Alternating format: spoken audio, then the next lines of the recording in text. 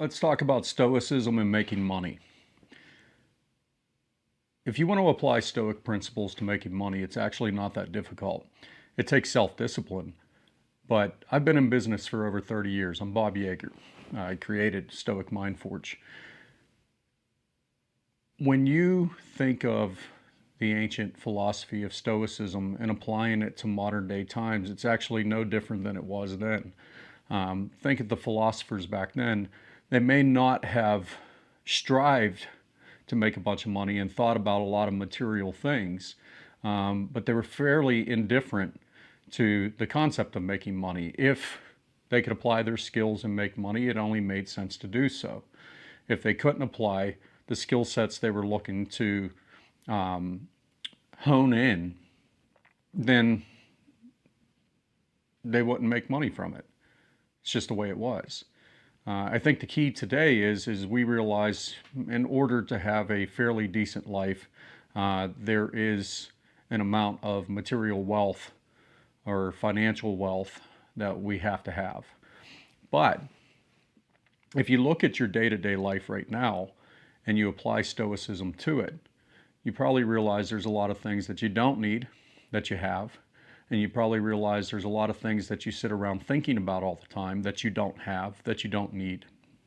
And if you were to remove those and become emotionally disconnected from those things, you'd probably find that happiness is actually easier to achieve and you don't need as much money as you think you do.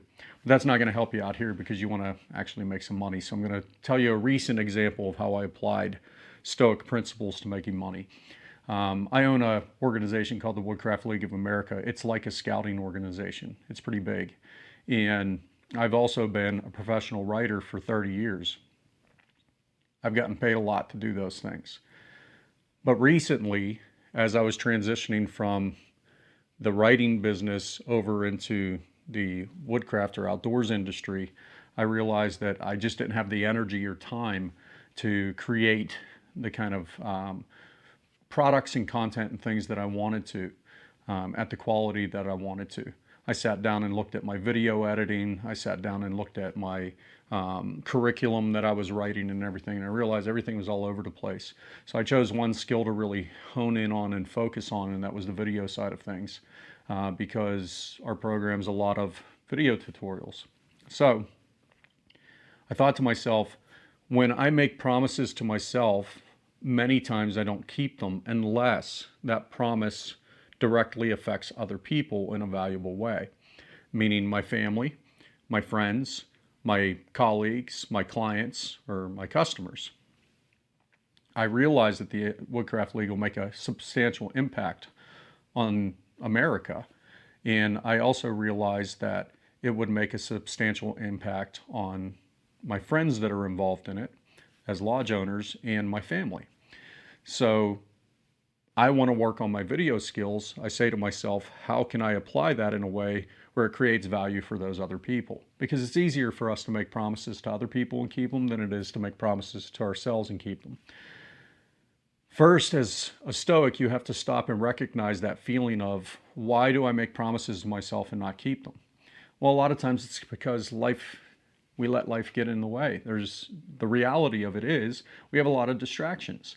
Some of them good, some of them bad, and some of them are commitments that we have in our relationships. So when I stopped to look at it, I said, well, if I create a lesson product or a course for my current students in the writing industry, the storyteller industry, then I tell them that I'll create this course. I know I'll do it. That's that. Okay. So what I did was I looked at the whole thing and I said to a group of my students, would you like to do a 30-day storyteller challenge? And they said, absolutely. We can't wait to do something like that. I'm like, all right, it'll be $250. I'm going to accept 8 people in, and that'll help me pay for the production of what I'm working on for the Woodcraft League. And they're like, okay. So I started day one and recorded 3 videos. They were great lessons. Video quality, right. But what I was teaching within the Storyteller Challenge was actually how to color grade and do other things with video, as well as writing and those types of things. So as the lessons were progressing, I had to force myself basically, in order to make these lessons work, to constantly hone my video production skills and my color grading and editing skills and things. I was playing things like with this old Russian lens that I'm using on this DSLR right now. I wanted to see how it bends light, and with an open aperture, what it would look like for these kind of headshots type of videos.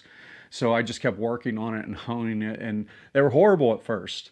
But every day I'd do more and more and more. And every day I'd further develop my storyteller kind of timeline of events that I teach people to put in. And I honed that process and I honed that.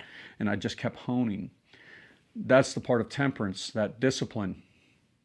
When we apply that to something like what I'm talking about here, and we do a task every single day to make it better and better and better, now you really truly experience that stoic way, right? I wasn't thinking about the money. I wasn't thinking about becoming rich or all the many things I could buy, because we're buying a camp for the Woodcraft League that costs over $6 million. I wasn't thinking about all those things. I was thinking about the Storyteller Challenge, those people, the commitment I made to them, and making my skills in delivering and producing video stuff better and better and better along the way.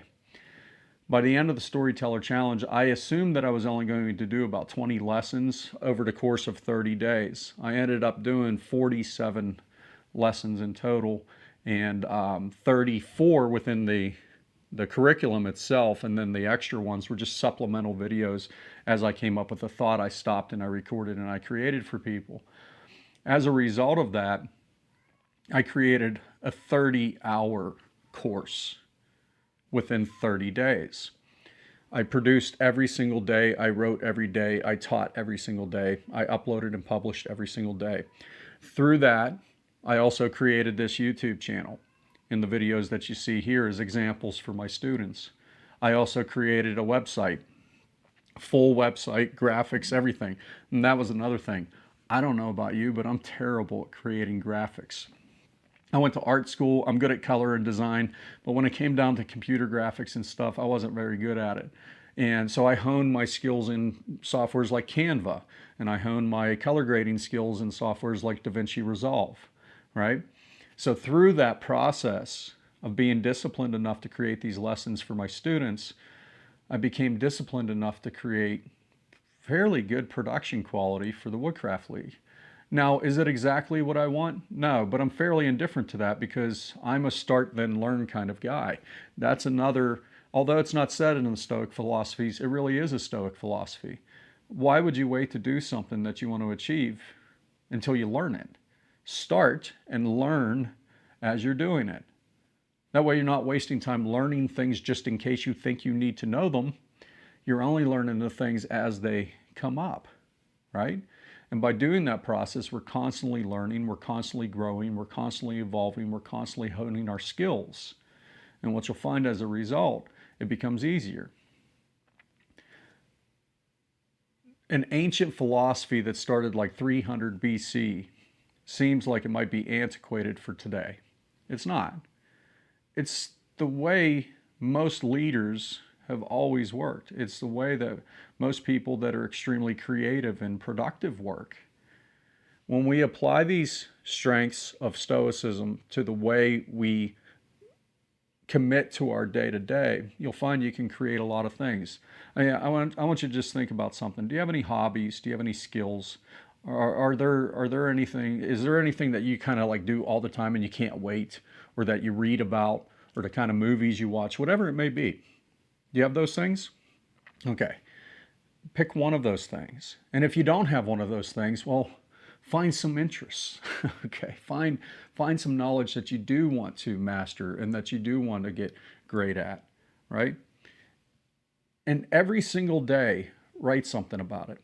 Every single day, record a video about it. You don't have to publish these things. I'm just saying, start actionably with intent, putting focus on creating, okay?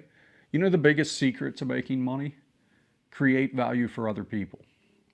Find something or create something that other people find valuable and put it in front of them and they'll exchange value with you. Money's just a byproduct of the value that we create for others. That's all it is. See, through that 30-day storyteller challenge, I didn't have to think about making money. I didn't have to think about, I wonder if I'm going to be able to make a lot of sales. I'd already made some sales from it. All I had to think about was, am I delivering the quality that these people deserve? Am I going that extra mile to give them even more? Am I covering all the bases, not assuming that they know something and leaving things up to guesswork? Am I taking the time to put the steps into place to create value for these people? Well, funny thing happened in the middle of this whole 30-day challenge. See, it wasn't live in the sense where I talked to them live. I was just posting it in real time over a 30-day period. I started on August 11th and I just ended it on September 11th, 2023. During that 30-day period, more people messaged me and said, hey, could I buy that? Could I get access to that? I wasn't even selling. I wasn't even marketing it, right? Now, my idea was it's going to be part of the entrepreneurial development program and self-reliance development program within the Woodcraft League. So it gave me a model to follow to create curriculum from. And storytelling is just key to human existence. So I figured I'm just creating this asset for the Woodcraft League, right? While I'm honing these video production skills. Well, funny enough, the more I told people, no, the class is filled up. We don't have any. They're like, when's your next one? Hundreds and hundreds of messages of people asking me when my next one is. I wasn't focused on the money. I wasn't focused on the amount of customers. I wasn't focused on views on YouTube, still not. I'm focused on the value I'm creating for the people that need it. That is the key to making money and applying Stoic philosophy to it.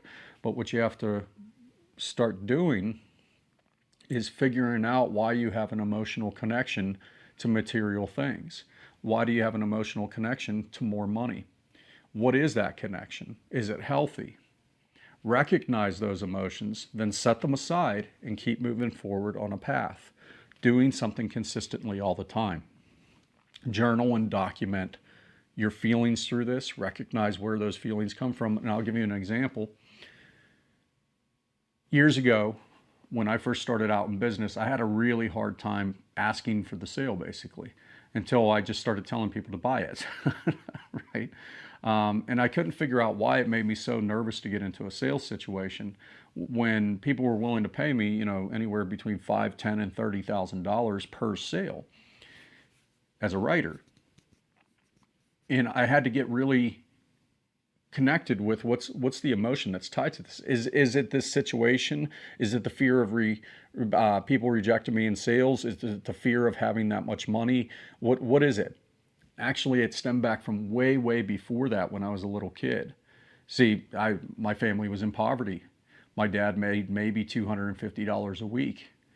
We worked hard to keep the lights on and the heat on in the wintertime. Okay, and we lived back in the woods, and we took care of these old cemeteries for a Jewish congregation, and in exchange we got to live in the house. My dad worked a landscaping job during the day while my mom worked in the cemeteries, and us kids worked in the cemeteries with her. We didn't go on family vacations and summer breaks and things like that, okay? But there was something my mom used to say all the time, and I love my mom, don't get me wrong, but she had a bad relationship with money and wealth. She said that rich people were crooked and that's how they became rich.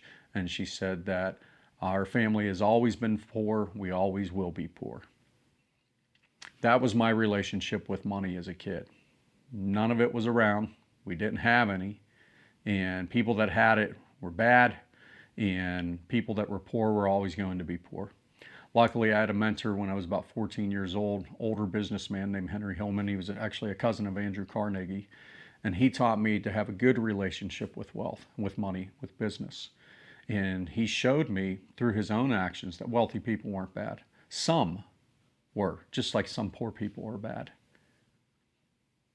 I had to connect with what was causing me to feel restricted when I was going into selling situations. And it was not the situation itself. It was my relationship with accruing that much money so rapidly and so often that was causing me not to go out on the sales calls. Once I realized that and I set it aside, I said, okay, well, then that's something I'm going to have to work on. I set it aside. I went to the first sales call. I landed the gig. I was going up against 30 other writers and I landed the gig. I still have those feelings from time to time. Anybody that has practiced Stoicism over the years and anybody who wrote about the philosophies years ago would still tell you those emotions still arise. Stoicism isn't about getting rid of the emotion. It's not about being emotionless.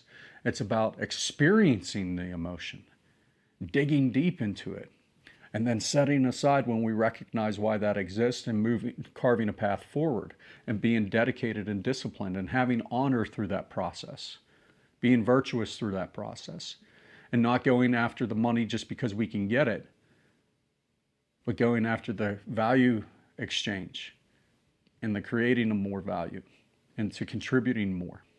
And through that, that's how you apply Stoicism to making money. I hope this helped you out. I know it's philosophical, but what is Stoicism but philosophical? But it's a philosophy we can actively apply. What I'd like for you to do right now, if you have the opportunity, leave a comment below and tell me what your relationship with money is. How do you feel about it? What were you taught about it? And how do you feel about it now after watching this video? And what do you think you need to work on yourself? Once again, Bob Yeager, Stoic Mind Forge. Hope you enjoyed this video. Take care.